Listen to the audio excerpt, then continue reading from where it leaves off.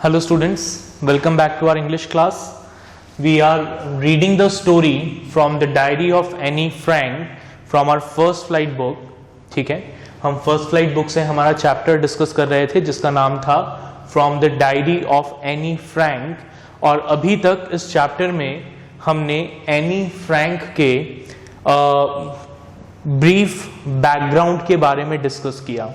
ठीक है, हमने उनके बर्थ से लेकर 13 इयर्स तक की एज तक एनी की लाइफ में जो कुछ भी हुआ उसके बारे में डिस्कस किया है. अब आगे इस चैप्टर में हम एनी की डायरी की एक एंट्री पढ़ेंगे. कौन से डेट की एंट्री पढ़ेंगे? हम एंट्री पढ़ेंगे 20 जून 1942 की डायरी एंट्री. ठीक है, तो स्टार्ट करते हैं. बड़ी इंटरेस्टिंग सी स्टोरी है उनकी जो उन्होंने 20 जून 1942 को अपनी डायरी के साथ शेयर की थी. ठीक है, इससे पहले कि हम आगे बढ़ें, डायरी का नाम था किटी. मैंने आपको लास्ट क्लास में बताया था कि एनी ने अपनी डायरी को क्या नाम दिया है. उन्होंने अपनी डायरी को नाम दिया था Kitty, and this diary is a replacement और a substitution for her best friend. ठीक है, एनी की लाइफ में उनकी डायरी एक बेस्ट फ्रेंड का सब्स्टिट्यूशन थी. ठीक है, तो स्टार्ट करते हैं हम. ठीक है, अपनी बुक ओपन करें, पेज नंबर 52 निकालें और मेरे साथ साथ रीड करें. Dearest Kitty, our entire class is quaking in its boots. ठीक है, क्या लिखा है यहां पर?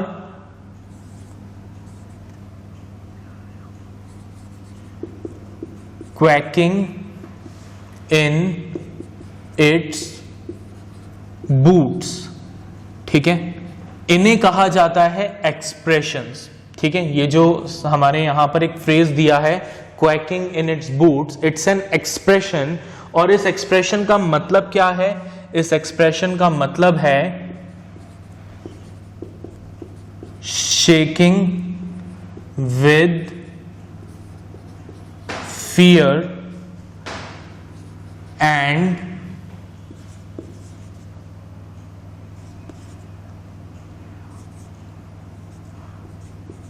नर्वसनेस. ठीक है, कि एनी की जो पूरी क्लास थी, that class was shaking with fear and nervousness. वो नर्वस फील कर रहे थे. ठीक है, और डर से कांप रहे थे. क्यों? The reason of course is the forthcoming meeting in which the teachers decide who will move up to the next form and who will be kept back. और इस डर का और नर्वसनेस का रीजन क्या था? What was the reason behind this fear and nervousness? The reason behind this fear and nervousness was upcoming result declaration. ठीक है, स्कूल में क्या होने वाला था?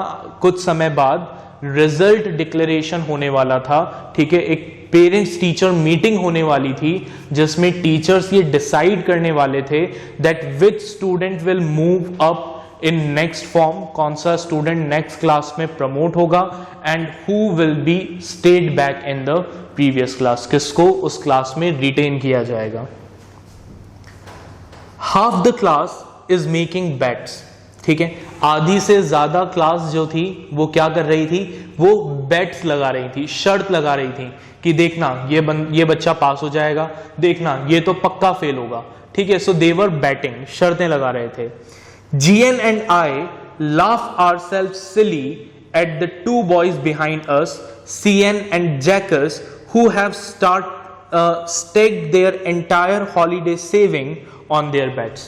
अब यहां पर GN, CN ये सब क्या है? ये सब इनिशियल्स हैं. ठीक है, इसके क्लासमेट्स के निकनेम्स हैं. ठीक है, तो वो क्या कहती है? GN and I laugh ourselves silly, कि हम लोग हंस हंस के पागल हो गए. क्यों? At the two boys behind us, हमारे पीछे बैठे हुए दो बच्चों को देखकर, दो लड़कों को देखकर जिनका नाम था CN and Jacques, who have staked their entire holiday saving on their bets, जिसने अपनी पूरी हॉलीडे की सेविंग को इन शर्तों में लगा दिया था। ठीक है, तो ये देखकर एनी और उसकी जो फ्रेंड है जीएन, वो दोनों हंस हंस कर पागल हो गए कि कैसे बेवकूफ बच्चे हैं, अपनी पूरी हॉलीडे की सेविंग्स बेट्स पर वेस्ट कर दी। From morning to night it's you are going to pass, no I am not, yes you are, no I am not. सुबह से लेकर रात तक उन सब बच्चों में एक ही बात चलती थी। क्या बात चलती थी? तुम पास होने वाले हो। दूसरा कहता था नहीं नहीं, मैं तो, मेरे को लगता नहीं है कि मैं पास होऊंगा, मैं तो फेल हो जाऊंगा पक्का। कहता नहीं तुम पास होगे, नहीं मैं पक्का फेल होऊंगा। यही बातें चलती रहती थी, पास होने की, फेल होने की। Even G's pleading glance and my angry outburst can't calm them down. ठीक है, अब यहां क्या लिखा है? यहां लिखा है G's pleading glance. Pleading glance means requesting look. ठीक है, तो जी जो एनी की फ्रेंड है, उसने उन लोगों को बहुत रिक्वेस्ट करते हुए उनसे कहा कि भाई प्लीज अब ये बातें करना बंद करो, कौन पास होने वाला है, कौन फेल होने वाला है, इस बारे में डिस्कशन बंद कर दो। ठीक है, एनी ने गुस्सा किया, एंग्री आउटबर्स्ट में गुस्से से वो चिल्ला पड़ी कि क्या मतलब हमेशा यही बातें करते रहते हो, कौन पास होगा कौन फेल होगा, कुछ और बात करो, कुछ और डिस्कशन करो। बट स्टिल वो क्लास के जो स्टूडेंट्स थे, एनी के जो क्लासमेट्स थे, वो चुप नहीं हुए, वो ये डिस्कशन करने से बाज नहीं आए। If you ask me, there are so many dummies that about a quarter of a class should be kept back, but teachers are the most unpredictable creatures on earth. Anne कहती है कि अगर मुझसे पूछा जाए तो हमारी क्लास में इतने सारे बेवकूफ बच्चे हैं कि अगर देखा जाए तो 1/4 क्लास जो है उसको फेल हो जाना चाहिए, लेकिन कुछ कह नहीं सकते बिकॉज टीचर्स जो हैं, teachers are the most unpredictable characters on earth. कि टीचर जो है वो सबसे ज्यादा अनप्रिडिक्टेबल कैरेक्टर है इस दुनिया के। ठीक है, टीचर्स के बिहेवियर को प्रिडिक्ट किया ही नहीं जा सकता। हो सकता है वो कभी किसी बात पर गुस्सा कर दें, हो सकता है उस सेम बात पर किसी दूसरे टाइम वो कोई गुस्सा ना करें, उस बात को इग्नोर कर दें। टीचर्स के बिहेवियर को प्रिडिक्ट किया ही नहीं जा सकता।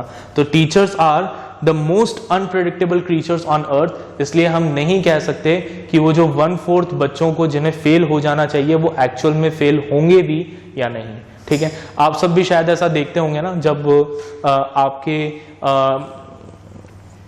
क्लासेस का रिजल्ट आता होगा तो आप भी ये चीज ऑब्जर्व करते होंगे। आपको लगता होगा कि कोई पर्टिकुलर बच्चा है जो साल भर उसने कोई पढ़ाई नहीं की, ठीक है, कोई उसका पढ़ाई में इंटरेस्ट नहीं था, और फिर भी वो क्या हो गया, पास हो गया। ठीक है, तो ये क्यों हुआ? बिकॉज ऑफ टीचर्स, टीचर्स की वजह से। ठीक है, because teachers are very unpredictable. हो सकता है कोई अच्छा भला पढ़ने वाला बच्चा जो है उसको वो स्ट्रिक्ट मार्किंग करके फेल कर दें, और ऐसा भी हो सकता है कि किसी बिल्कुल डफर बच्चे को जिसको कुछ नहीं आता उसको बहुत ज्यादा लीनियंट मार्किंग करके पास कर दें। ठीक है, तो एनी कहती है the teachers are the most unpredictable creatures on earth. I am not so worried about my friends and myself. आगे एनी कहती है कि मैं अपनी फ्रेंड्स और अपने बारे में लेकर, अपने रिजल्ट को लेकर बिल्कुल भी परेशान नहीं थी। वी विल मेक इट, मुझे पूरा कॉन्फिडेंस था कि हम पास हो जाएंगे। The only subject I am not sure about is maths. सिर्फ एक ही सब्जेक्ट ऐसा था जिसमें मुझे डाउट था, और वो सब्जेक्ट था mathematics. Anyway all we can do is wait. लेकिन अब एग्जाम्स हो चुके थे, अब हम सिर्फ क्या कर सकते थे, वेट कर सकते थे। वेट करने के अलावा कुछ नहीं कर सकते थे। Until then, we keep telling each other not to lose heart. और जब तक रिजल्ट नहीं आ रहा था तब तक हम एक दूसरे से बस यही कह रहे थे कि कोई दिक्कत नहीं है, घबराने की कोई जरूरत नहीं है, सब ठीक होगा।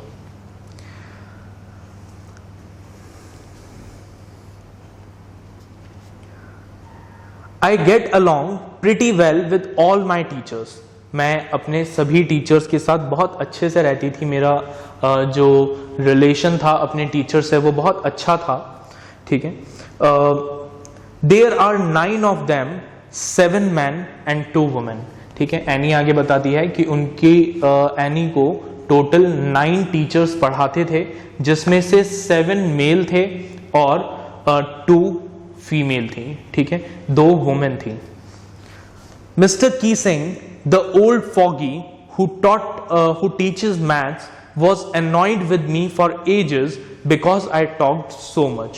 ठीक है, अब उसके जो मैथ्स के टीचर थे उनका नाम था मिस्टर कीसिंग और उनके बारे में क्या लिखा है, he was an old foggy. ठीक है, मतलब old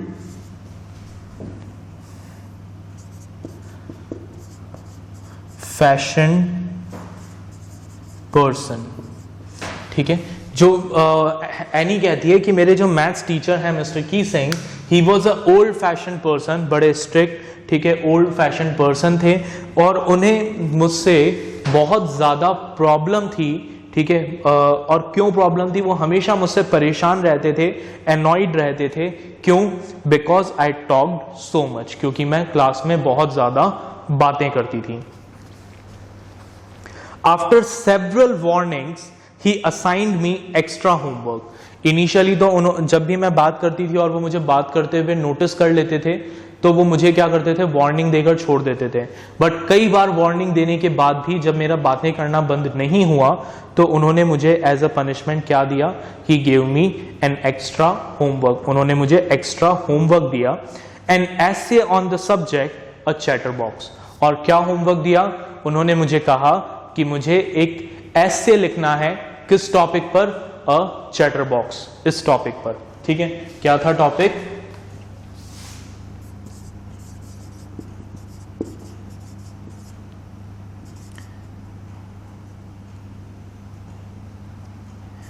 punishment and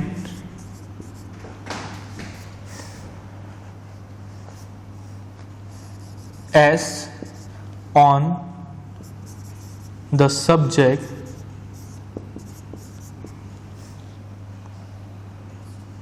a chatter box.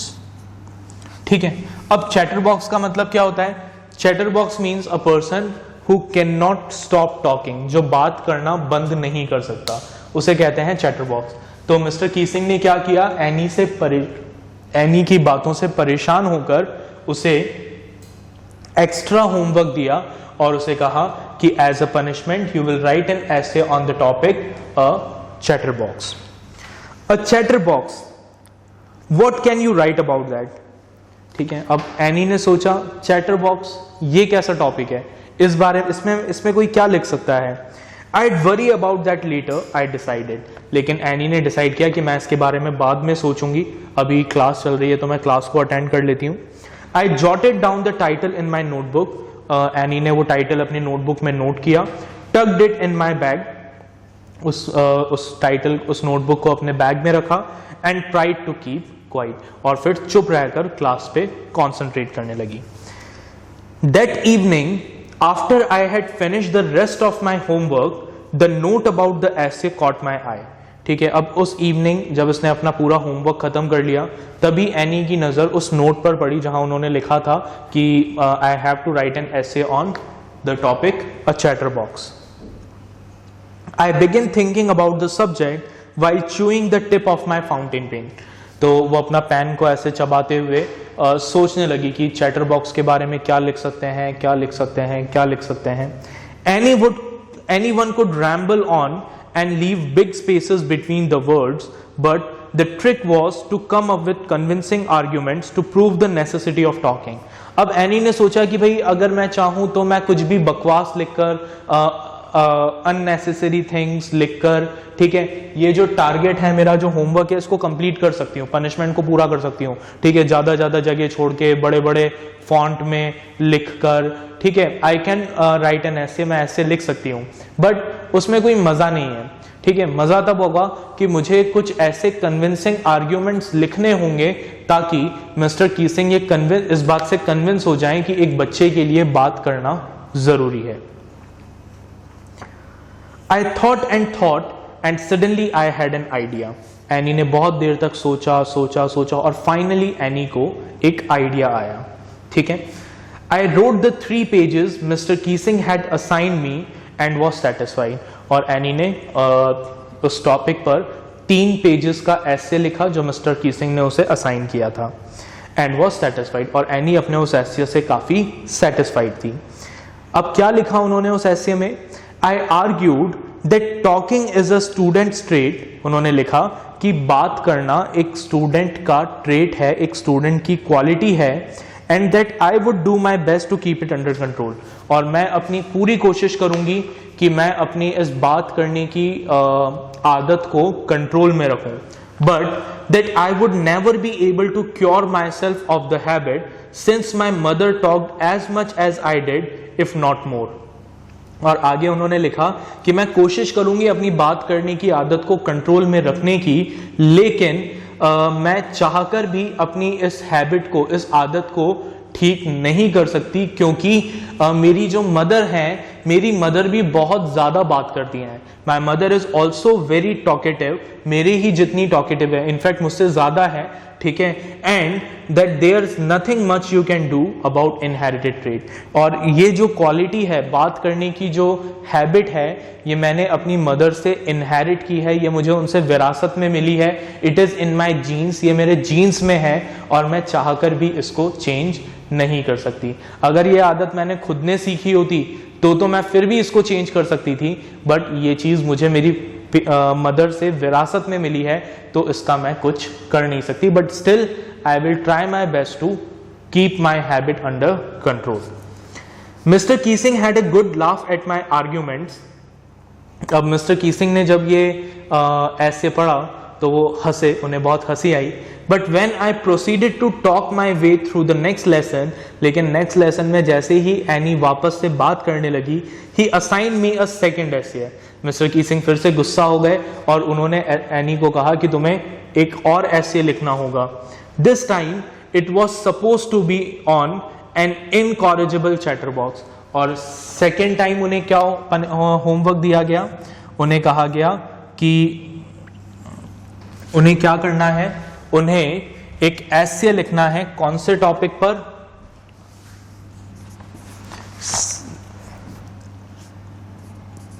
N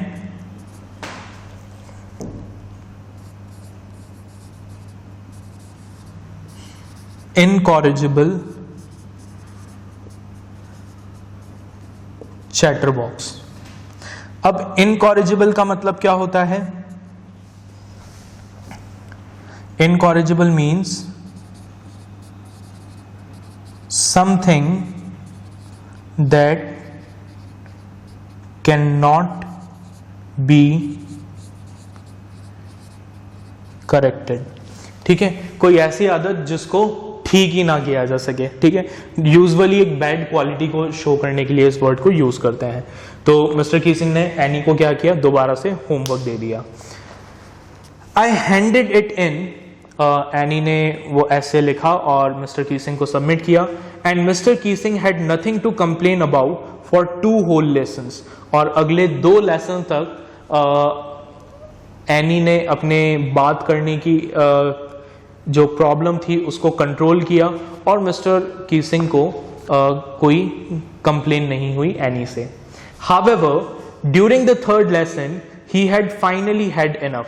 लेकिन 3rd लेसन में वापस से एनी बात करने लगी, और अब मिस्टर कीसिंग का जो पेशेंस था, सब्र था, वो जवाब दे गया. एनी फ्रैंक, उन्होंने गुस्से में कहा, Anne Frank, as a punishment for talking in class, write an essay entitled quack quack quack said mistress chatterbox. उन्होंने गुस्से में कहा कि एनी फ्रैंक, क्योंकि तुम क्लास में बातें कर रही थी, इसलिए as a punishment you will write an essay on the topic. किस टॉपिक पे आप ऐसे लिखोगे? ठीक है,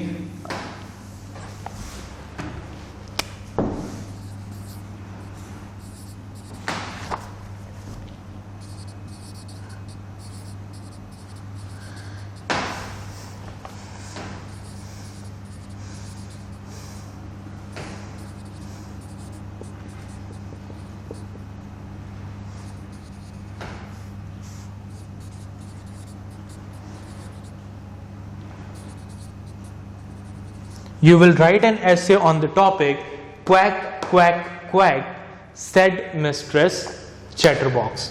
ठीक है. The class roared. अब जैसे ही क्लास ने ये टाइटल सुना, पूरी क्लास जोर जोर से हंसने लगी. I had to laugh too, though it would nearly exhaust my I had nearly exhausted my ingenuity on the topic of chatterboxes. ठीक है. एनी भी हंसने लगी. ठीक है. और इस चैटरबॉक्स टॉपिक पे इतने सारे ऐसे लिख कर उसके दिमाग से चैटरबॉक्स टॉपिक पे सारे आइडियाज जो थे वो खत्म हो चुके थे. It was time to come up with something else. अब एनी ने सोचा कि अब टाइम है कुछ नया करने का, समथिंग ओरिजिनल, कुछ ओरिजिनल करने का.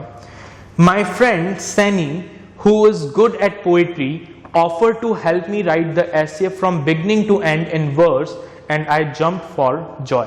अब एनी का जो फ्रेंड थी सैनी, जो पोइट्री में अच्छी थी, उन्होंने एनी को कहा कि भाई ठीक है, तुम एक काम करो, तुम ये ऐसे लिखना स्टार्ट करो और मैं तुम्हारी हेल्प करूंगी तुम्हें पोइट्री के फॉर्म में वो ऐसे लिखने में. Mr. Keesing was trying to play a joke on me with this ridiculous subject, but I would make sure the joke was on him. Any ने सोचा कि मिस्टर कीसिंग इस तरीके के रेडिकुलस सब्जेक्ट पर मुझसे ऐसे लिखवाकर मेरा मजाक बनाने की कोशिश कर रहे हैं, लेकिन मैं इस बात को अश्योर करूंगी कि मजाक मेरा ना बने बल्कि किसका बने, मिस्टर कीसिंग का बने, वो मेरा मजाक ना बना पाए. I finished my poem. Any ने अपनी पोएम फिनिश की एंड इट वॉज ब्यूटिफुल, और वो पोएम बहुत ब्यूटिफुल थी. It was about a mother duck. वो पोएम एक मदर डक के बारे में एंड अ फादर सॉन, एक फादर सॉन के बारे में थी, एक फादर हंस के बारे में थी. विथ 3 बेबी डकलिंग्स, जिनके 3 बेबी डकलिंग्स थे. ठीक है, 3 बच्चे थे. Who were beaten to death by the father because they quacked too much, जिन्हें फादर ने मार डाला, ठीक है, सिर्फ इस वजह से क्योंकि वो बहुत ज्यादा क्वैक क्वैक करते थे. Luckily Mr Keesing took the joke the right way. तो एनी बेसिकली अपनी उस पोएम के थ्रू क्या शो करना चाह रही थी, एनी अपनी पोएम के थ्रू ये शो करना चाह रही थी कि भाई वो जो बेबी डकलिंग्स हैं उनकी तो आदत है बात करना, लेकिन आप उसके लिए उन्हें मार तो नहीं दोगे ना. उसी तरीके से बच्चों की तो आदत होती है बात करना, लेकिन उसके लिए टीचर उनको पनिशमेंट दे देकर मार थोड़ी डालेंगे. ठीक है, तो उसने इस तरीके का एक पॉइंट अपनी उस पोएम में रखा और मिस्टर कीसिंग ने उसको पॉजिटिव तरीके से लिया. ठीक है, उसे एज अ जोक लिया. He read the poem to the class. उन्होंने वो पोएम क्लास के सामने पढ़ी. एडिंग हिज ओन कमेंट्स, उस पोएम में अपने कमेंट्स ऐड किए. And to several other classes as well. और वो उस पोएम से इतना इंप्रेस हुए कि और भी दूसरी क्लासेस में जिन्हें वो पढ़ाते थे वहां पर जाकर उन्होंने वो पोएम पढ़ी. Since then, I have been allowed to talk. उस दिन के बाद से एनी को क्लास में बात करने की परमिशन मिल गई. And haven't been assigned any extra homework. और एनी को कोई एक्स्ट्रा होमवर्क नहीं दिया गया. On the contrary, उसके opposite, Mr. Keesing is always making jokes these days. Instead, Mr. Keesing का जो नेचर था वो चेंज हो गया और वो भी थोड़े से फन लविंग बन गए, मजाकिया बन गए, क्लासेस में जोक्स करने लगे. ठीक है, तो ये थी हमारी story from the diary of Anne Frank. अब यहाँ पर एक चीज जो हमें सोचने में आती है, जिस पर हमें सोचना है, वो फैक्ट है, ये है कि भाई एनी को मिस्टर कीसिंग ने बात करने की परमिशन क्यों दी क्लास में. और दूसरा, परमिशन की बात अगर हम ना भी करें तो एनी को ये थर्ड एसे के बाद कभी भी पनिशमेंट क्यों नहीं दिया गया उसकी बात करने के लिए.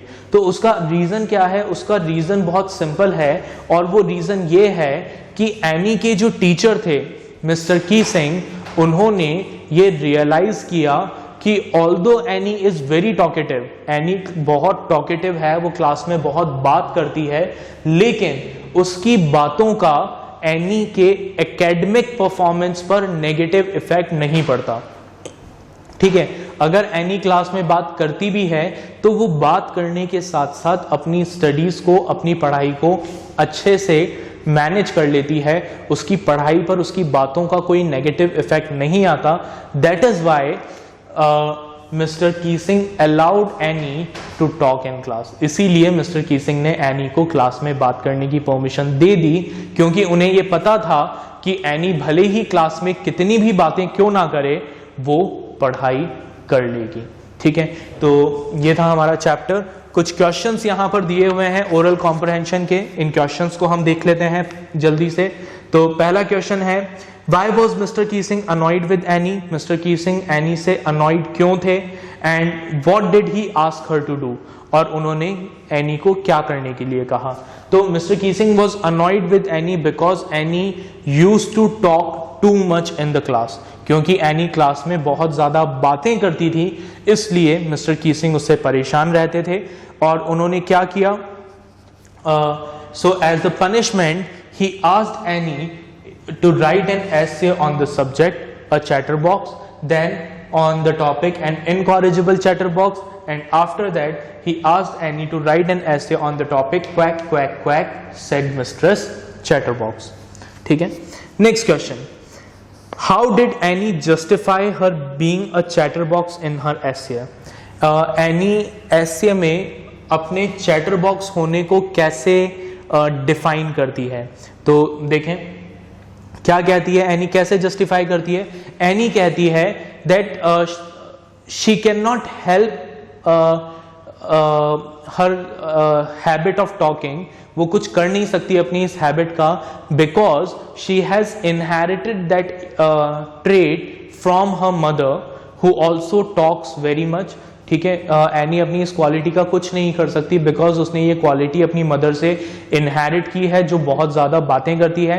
That is why she can not do anything about her talking.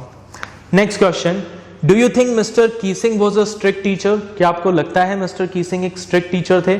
So the answer is up to a certain extent Mr Keesing was a strict teacher. कुछ हद तक हम ये कह सकते हैं कि मिस्टर कीसिंग एक स्ट्रिक्ट टीचर थे, लेकिन बहुत ज्यादा स्ट्रिक्ट भी नहीं थे। ठीक है, initially he does not like any talking in class, उन्हें ये अच्छा नहीं लगता था कि एनी क्लास में बातें करती है, but slowly and gradually he did not give any strict punishment to Anne. उन्होंने एनी को पनिशमेंट देना बंद कर दिया। So it shows that he was not as strict teacher as we think.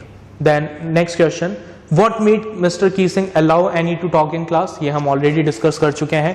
Mr. Keesing ने Annie को class में बातें करने की permission क्यों दी?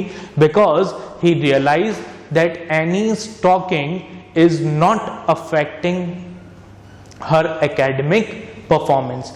Annie की बातें Annie के academic performance को affect नहीं कर रही हैं। उन्होंने ये चीज रियलाइज की, and that is why he allowed Annie to talk in the class. ठीक है, तो ये था हमारा chapter from the diary of Anne Frank. I hope आपको ये चैप्टर समझ में आ गया होगा। ठीक है, इस चैप्टर के क्वेश्चन आंसर्स को प्रैक्टिस करिएगा। We will meet in the next class with the next topic. Bye everyone.